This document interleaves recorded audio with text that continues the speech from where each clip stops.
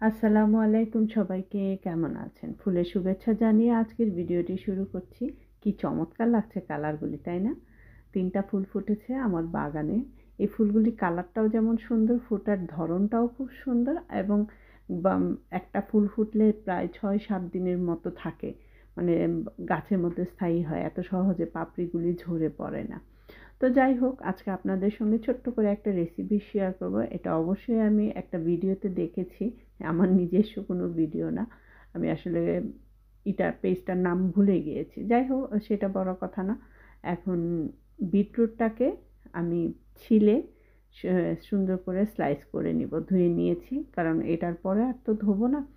আমার যেহেতু স্লাইস করার মেশিনটা বাসায় নাই বলতে ছিল, নষ্ট হয়ে গেছে, আর নতুন করে কেনা হচ্ছে না। চাকু দিয়েই যতটুকু পেরেছি করেছি। আর আমার এটা তো একদম ফ্রেশ ছিল না। আগেই কাটা, দেখতেই পেরেছেন, আগে একটু খেয়েছিলাম, যার জন্য একটু নরম নরম হয়ে গিয়েছে। কিন্তু ফ্রেশটা করলে কিন্তু শক্ত থাকবে এবং ওইটা তখন চাকু দিয়ে বা স্লাইসার দিয়ে কিন্তু স্লাইস করলে খুব সুন্দর হবে। তো যাই হোক, এখন গরম পানির ভিতরে আমার স্লাইস করা বিটরুটগুলি দিয়ে দেব। এইখানে আমি ভুলটা করেছি, সেটা হলো আমার বিটরুটটা আরেকটু সিদ্ধ করা দরকার ছিল, বুঝতে পারিনি। আর এইতে একটু লবণ, আমি একটু চিনিও দিয়েছিলাম, কারণ তাহলে বিটরুট এমনিতেই মিষ্টি, কিন্তু লবণ এবং চিনির কম্বিনেশনে ভালো হয়। আমি দেখলাম বেশ ভালোই হয়েছে। যে আমি খাওয়ার পরেই যেহেতু ভিডিওটা আগে করেছি, তারপরে খেয়েছি, তাই আপনাদের সঙ্গে রিভিউটা আমি সঙ্গে সঙ্গেই দিতে পারছি। যখন সিদ্ধ করছিলাম তখন কালারগুলি যখন চলে যাচ্ছিল পানির ভিতর, খুবই খারাপ লাগছিল যে এত পুষ্টিকর জিনিসটার পানিগুলি চলে যাবে। পরে দেখলাম যে না, এটা আমি মধু দিয়ে বাচ্চাদেরকে দিয়েছি এবং বাচ্চার বাবাকেও দিয়েছি, কারণ এটা অনেকটা স্বাস্থ্যসম্মত একটা ড্রিঙ্কের মতো হয়ে যায়। এই তো, আমার মতো ভুল করবেন না। সিদ্ধ করার সময় অবশ্যই টেস্ট করে নেবেন। আমি ভেবেছি এটা তাড়াতাড়ি সিদ্ধ হয়ে গেছে, কিন্তু পরে দেখলাম যে না, বেশ শক্তই ছিল। বিশেষ করে ঠান্ডা হওয়ার পরে ওটা অনেক শক্ত হয়ে গিয়েছিল।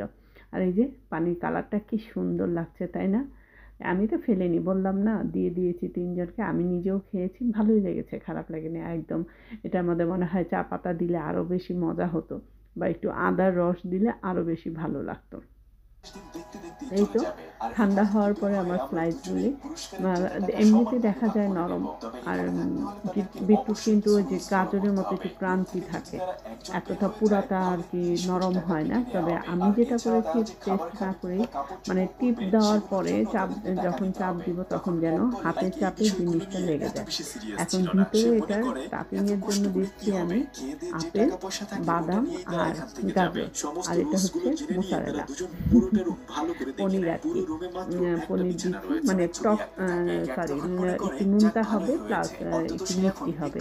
প্রথমে ভেবেছিলাম এইভাবেই দিয়ে দিব, কারণ বেশি সময় নিবে। পরে যে এইভাবে আঙুল দিয়ে চাপ দেওয়ার পরে দেখি যে লাগছে না, তার মানে আমার ভুলটা এখানে হয়েছে। আর একটু সিদ্ধ করে নিলে জিনিসটা আরও, তবে খেতে অনেক চমৎকার হয়েছে। এখন তো আমাকে এটা করতে হবে, যেহেতু করেছি এটা তো খেতেই হবে। তারপরে আমি এইভাবে সাজিয়ে রেখেছিলাম, দেখলাম যে হচ্ছে না।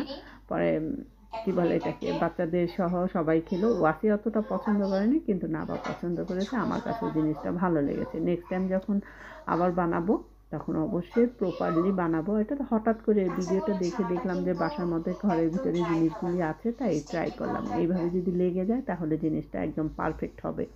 মানে অনেকটা বাংলাদেশে আমাদের বাংলাদেশে পুলি পিঠা যেরকম, এরকম আর কি শেপটা হবে।